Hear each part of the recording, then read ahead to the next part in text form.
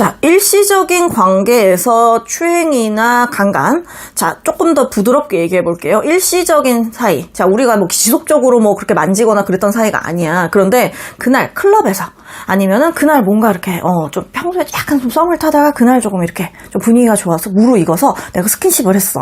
아니면 그날 잠자리를 가지게 됐어라고 얘기를 했을 때 조금 불리할 수 있겠죠. 왜냐하면 계속 지속해서 한 게 아니고 그날 일회성이 있었고 걔가 신고를 했다면 나중에 불리할 수도 있을 거예요. 근데 반면에 지속적으로 계속 있었어. 자, 우리는 뭐 일주일에 한 번 아니면 2번 정도 지속적으로 연인이었기 때문에 스킨십을 이어왔던 그런 사이야. 그랬는데 갑자기 뜬금없이 어제까지도 같이 아무런 일 없이 지냈었는데 3달 전에 일을 신고해.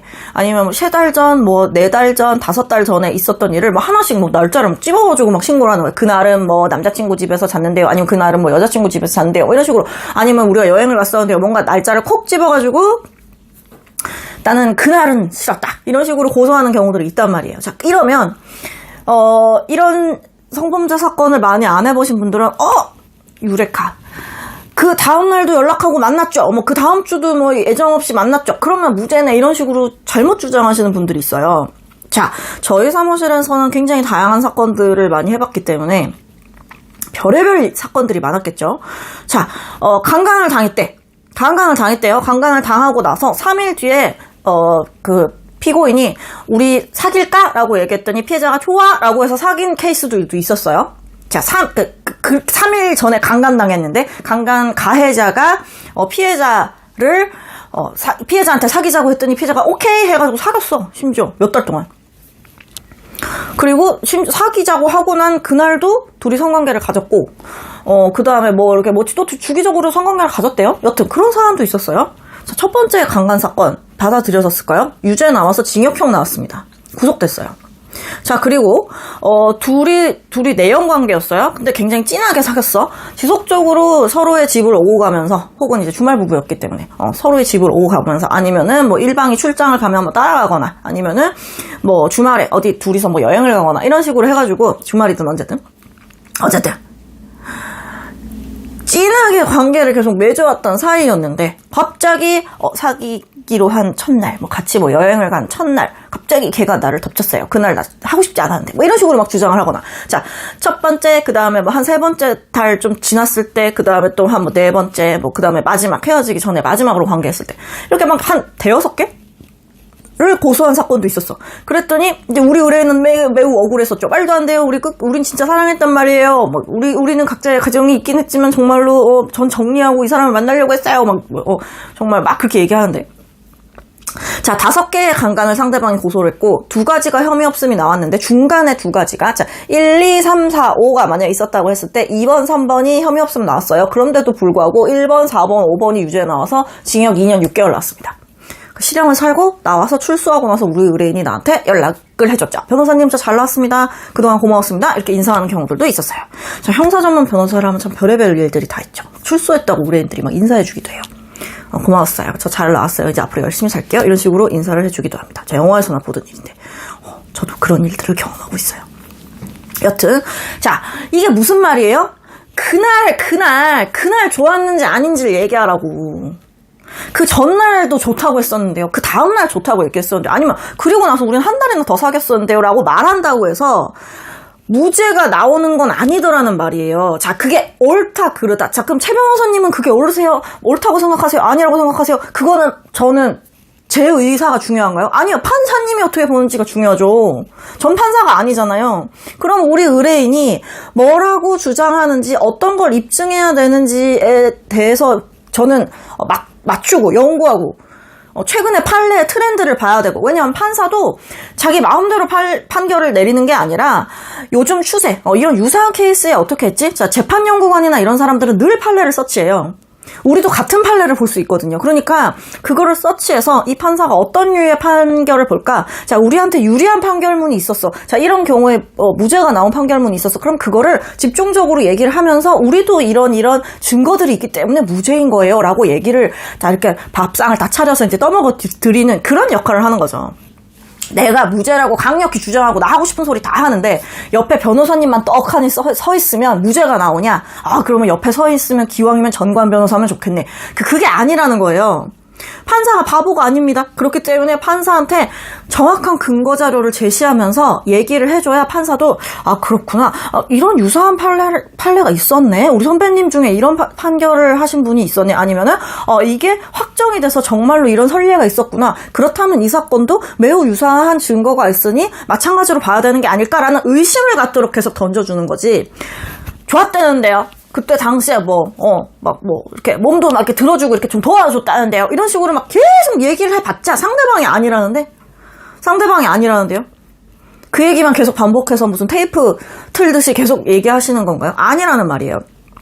자, 그런 행위가 있고 나서 며칠 뒤에 또 무슨 행위가 있었고, 그 며칠 뒤에도, 고마워, 잘 가, 이렇게 포옹도 하고, 우리 오빠 사랑해, 이런 얘기를 하면서 막 그랬다. 자, 그것만 가지고 며칠 뒤에, 그건 그날이 아니잖아요. 며칠 뒤에 그랬어. 아니면 우리가 한 달 뒤까지 계속 몇 달까지 더 사귀었어. 그런 얘기는 양형에서 할 수 있지만, 그게 완전히 그날의 행위가 무죄라는 주장은 아니라고요.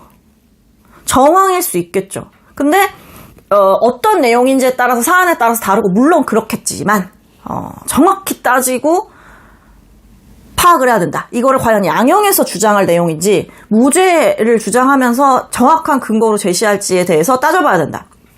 자, 그럼 변호사님, 그게 제가 그날 걔가 좋았었는데요 라는 말을 그럼 하면 안 되나요? 그게 아니에요. 양형에서 하라고. 그날이 그렇게 불쾌하거나 그러지 않았다라고 하면은 했기 때문에 이런 일들이 있었던 거 아닌가? 그리고 내가 오해했었다. 내가 그날의 행위에 대해서 당연히 걔가 아무렇지 않게 진행했기 때문에 나는 걔가 나를 고소할 거라고는 꿈도 못 꿨다. 나중에 알고 보니까 걔한테 걔 남편이 그걸 알게 됐는데 그러고 나니까 아니면 걔 와이프가 그걸 알게 됐는데 그걸 알고 났더니 갑자기 나한테 고소를 하거나 이런 일이 발생했다. 자, 정황상 걔가 가정을 지키기 위해 거짓말을 한 것 같아요. 이런 식으로 하는 거는 양형에서 하는 거고, 자, 걔가 당장 현장에서 뛰어가가지고 고소를 했어야만 유죄인 거고 나중에 남편이 알게 돼가지고 고소를 하면은 무죄인 건가요? 그건 아니에요. 의심을 살 수는 있지만 그렇다고 해서 무죄는 아니에요. 실제로 추행이 있었다고 하면 그날부터 바로 상대방이랑 연락을 끊어야 되냐? 그것도 아니에요. 그렇지 않은 경우들이 세상에 굉장히 많거든요. 그러니까 자, 일반적인 그런 사안이 아니라 진짜 내 경우에는 무죄라니까요 라고 주장하려면 그만한 증거를 제시하시면서 얘기를 해야지 씨알이 먹힐 거 아니에요. 열심히 주장할 수는 있죠. 근데 그 얘기를 상대방이 받아들여야 될 거 아니에요. 판사가 그 말을 받아들이고 이해해서 내 말대로 판결을 선고해주는 게 목표인 거지 내가 하고 싶은 말만 계속하는 게 내 목표는 아니잖아요. 그쵸? 그러니까 사건이 발생해서 이미 이건 형사사건이에요. 자, 살면서 한번 있을까 말까 형사사건을 내가 겪었다고 그러면 굉장히 냉정해지셔야 되고 이걸 어떻게 파악하면 될지, 자, 변호사님 이런 거에 이런 사안에서 무죄가 나온 판결문을 서치해서 좀 저를 좀 도와주십시오. 이렇게 얘기를 해야지, 제 얘기를 들어주세요. 제가 그때 야한 농담했을 때 웃었던 거 막 캡처해가지고 한 5달 전에 거 막 캡처해가지고 막 낸다고 해서, 자, 그날 우린 야한 농담을 나눈 사이니까 우리는, 스킨십 해도 되는 사이예요. 말도 안 되는 소리예요. 제가 얼마 전에, 검사가 불기소 처분 낸 거를 딱 봤다가 이게 기소돼서 유죄 나온 걸 보고 이 검사가 불기소를 잘못한 것 같다고 얘기했어요. 왜냐하면 검사가 불기소 유서에 뭐라고 했냐면요. 그날 술값도 남자가 대주고 그날 어디 하는 비용도 내주고 어쨌든 돈을 다 대줬대. 그렇게 여자가 막 따라다닌 걸 보니까 이건 혐의 없음이 맞는 것 같다. 이런 식으로 나왔더라고.